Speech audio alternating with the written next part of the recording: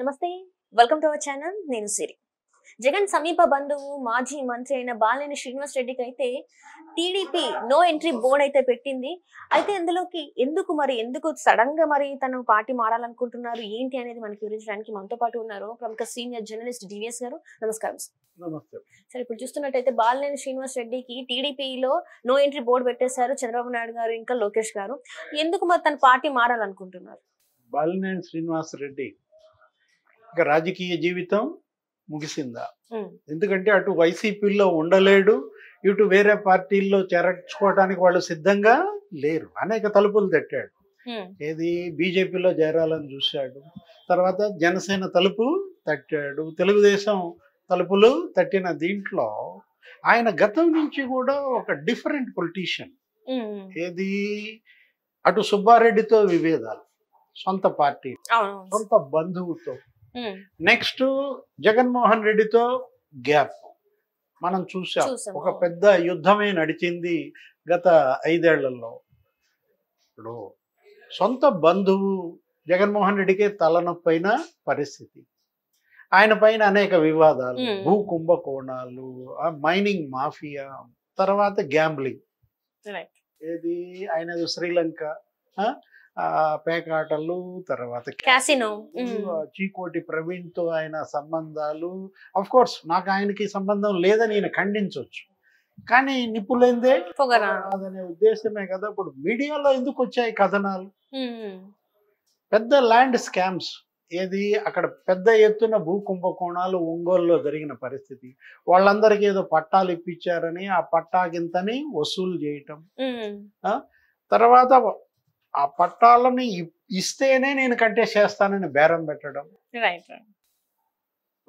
200 కోట్ల రూపాయలు తనకి అభివృద్ధి నిధులు ఇస్తేనే మళ్ళీ నేను కంటెస్ట్ చేస్తానని. అంటే జగన్మోహన్ రెడ్డి ఇప్పటివరకు మనకు తెలిసింది అందరినీ ఆయన బ్లాక్మెయిల్ చేస్తాడు. అలాంటి జగన్మోహన్ రెడ్డినే బ్లాక్మెయిల్ చేసే బంధువా బాలినేని? చివరికి అతని బ్లాక్మెయిలింగ్ కి జగన్మోహన్ రెడ్డి తల వంచి ఇచ్చేసారు, ఆ డబ్బులు రిలీజ్ చేశారు. ధనంజయ రెడ్డితో పేచి అతను ఇవ్వనని మొత్తానికి ఎలక్షన్కి ముందు రిలీజ్ చేయటము, నామినేషన్ వేయడము, కాకపోతే చిత్తుగా ఓడిపోయారు. 5 ఏళ్ళు శాసనసభ్యుడిగా పనిచేశాడు, 5 టర్మ్లు అన్నమాట. ఎవరు? బాలినేని శ్రీనివాస్ రెడ్డి, మాజీ మంత్రి. కానీ ఎందుకు ఇంత పరిస్థితి వచ్చింది? రాజకీయ జీవితమే సమాప్తమయ్యే పరిస్థితుల్లో కొడుకుని తీసుకొచ్చాడు, కొడుక్కి టికెట్ ఇప్పించాలని చూశాడు, అతనే కంటెస్ట్ చేస్తే ఇస్తానని జగన్మోహన్ రెడ్డి అనడం. అంటే ఇదే లాస్ట్ టైం, ఇంకా దీని తర్వాత రాజకీయాల్లో ఉండను అని కూడా తను చెప్పినట్టు ఉంది కదా సార్, గతంలో తను చెప్పాడు. ఇప్పుడు చెరుపుకురా చెడేవు, చేతులారా చేసుకున్నదే ఇదంతా కూడా. ఇప్పుడు అందరితో సఖ్యతే, కానీ ఎవరితోనూ సత్సంబంధాలు లేని పరిస్థితి. వాసు అంటే అందరూ స్నేహంగా ఉన్నారు, కానీ కొరుకుడు పడని కొయ్యగా మారాడు.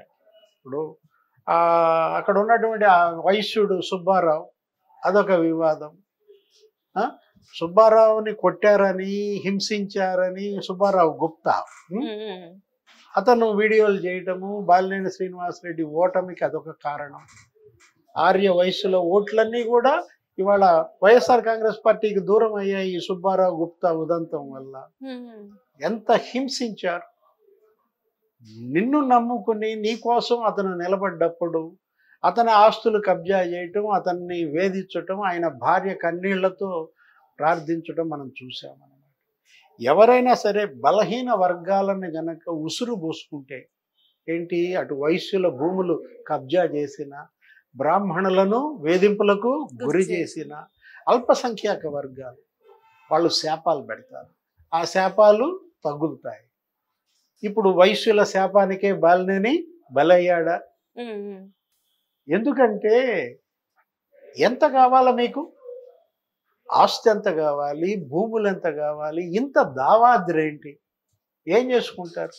ఒక గ్యాంబ్లర్గా, ఒక జూదగాడిగా ముద్రపడిన పరిస్థితి, ఒక బ్లాక్ మెయిలర్గా ముద్రపడిన పరిస్థితి, ల్యాండ్ స్కామర్ అని. అక్కడ 500 కోట్ల గ్రానైట్ కొండ కొట్టేశారు. మూర్తి యాదవ్ ఎవరు, మన జనసేన కార్పొరేటర్ విశాఖపట్నం, ఈయన యొక్క స్కాములన్నీ బయట బయట పెట్టేశారు. బాలినేని శ్రీనివాసరెడ్డి ఆ గ్రానైట్ ఆ బల్లి కురవ దగ్గర 500 ఎకరాల్లో ఏ విధంగా గ్రానైట్ కొల్లగొట్టారు అనేది, బాలినేని శ్రీనివాసరెడ్డి వియ్యంకుడు ఆ విశాఖపట్నంలో ఏ విధంగా అక్కడ రియల్ ఎస్టేట్ దందా నడిచింది. గంటా శ్రీనివాసరావుతో వీళ్ళకి సంబంధాలు సన్నిహితంగా ఉండొచ్చు, అతను ఇతను ప్రకాశం నీది ప్రకాశం నాది ప్రకాశం అనుకోవచ్చు. వ్యాపారం వ్యాపారమే, రాజకీయం రాజకీయమే. ఇంత చెడ్డ పేరు ఉన్నటువంటి బాలినేని శ్రీనివాసరెడ్డిని చేర్చుకోవడానికి తెలుగుదేశం ఎలా సంసిద్ధంగా ఉంటుంది? ఏ పార్టీ అయినా సరే, అటు బీజేపీ జనసేన అన్నిటితోనూ నడిపాడు. రాజకీయం దేనికి కొరగాకుండా అయ్యాడనమాట. ఇప్పుడు జగన్మోహన్ రెడ్డి ఇవాళ ఈ పార్టీని నడపలేడు. వైఎస్ఆర్ కాంగ్రెస్ పార్టీ కాంగ్రెస్ లో విలీనం అవుతోంది. షర్మిల కూడా అన్నది ఆ మాట, ఏమని, పిల్ల కాలువలు సముద్రంలో కలవక తప్పదు అని. జగన్మోహన్ రెడ్డి ఈ రోజు సభలో కూడా ఆయన ప్రవర్తన మనం చూసాం. ఇక భవిష్యత్తులో అతను సభకు వచ్చే అవకాశం లేదు. ఎవరి దారాళ్ళు చూసుకుంటున్నప్పుడు బాలినేని శ్రీనివాసరెడ్డి కూడా మరి ఏదో ఒక పార్టీలో చేరాలని చూసినా ఆ పార్టీలు చేర్చుకోవడానికి సిద్ధంగా లేని పరిస్థితుల్లో అతని రాజకీయ జీవితం ముగిసింది. ట్రాజడీ, పొలిటికల్ ట్రాజడీ అన్నమాట. మీరు అధికారం ఉన్నప్పుడేమో కళ్ళు నెత్తికెక్కాయి, ప్రజలతో సంబంధాలని కోల్పోయారు, ఎక్కడెక్కడో తిరిగారు. ఇప్పుడు జనం మీకు దూరం అయ్యారు.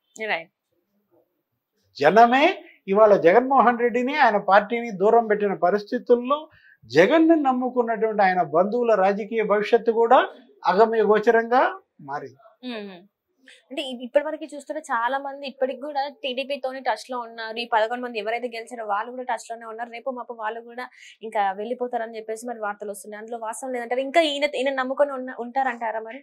ఇప్పుడు ఇవాళ ఏంటంటే ప్రతిపక్షంగా పార్టీ నడపలేరు, అధికార పార్టీలో చేరిపోవాలా. ఎందుకంటే వీళ్ళ అవినీతి కుంభకోణాలన్నిటికీ ఒక రక్షణ కావాలా. రేపొద్దున వీటన్నిటిపైన ఎంక్వైరీ జరిగితే, ఇప్పుడు మూర్తి యాదవ్ డిమాండ్ చేశాడు, ఆ బల్లి కురవ 500 ఎకరాల గ్రానైట్ కుంభకోణం మీద సిబిఐ ఈడీ ఎంక్వైరీ జరిపించమని ఆయన డిమాండ్ చేశాడు. రేపొద్దున ఎంక్వైరీయే కనుక జరిగినట్లయితే మరి అందులో ఉన్నటువంటి వాస్తవాలన్నీ బయటకు వస్తే జైలుకి వెళ్లాల్సిన పరిస్థితి. అంటే అటు దర్యాప్తు సంస్థల భయంతోనో అవినీతి కుంభకోణాలు వెంటబడి తరమటం వల్లనో ఏదో రకంగా అధికార పార్టీలో చేరిపోతే వీటన్నిటికీ రక్షణ లభిస్తుంది అన్నటువంటి తాపత్రయం కనపడుతుంది. బీజేపీలో చేరాలన్న ప్రయత్నమైనా, తెలుగుదేశంలో జనసేనలో చేరాలనుకున్నా కారణం అంటే ఇదే అన్నమాట. మీరు తప్పించుకోలేరు, చేసిన తప్పులు అలాంటివి, మీరు చేసిన పాపాలే మిమ్మల్ని వెంటబడి తరుముతూ ఉన్నటువంటి పరిస్థితుల్లో ఇవాళ బాలినేని శ్రీనివాసరెడ్డి భవిష్యత్తు అగమ్య గోచరం. Right, thank you so much sir.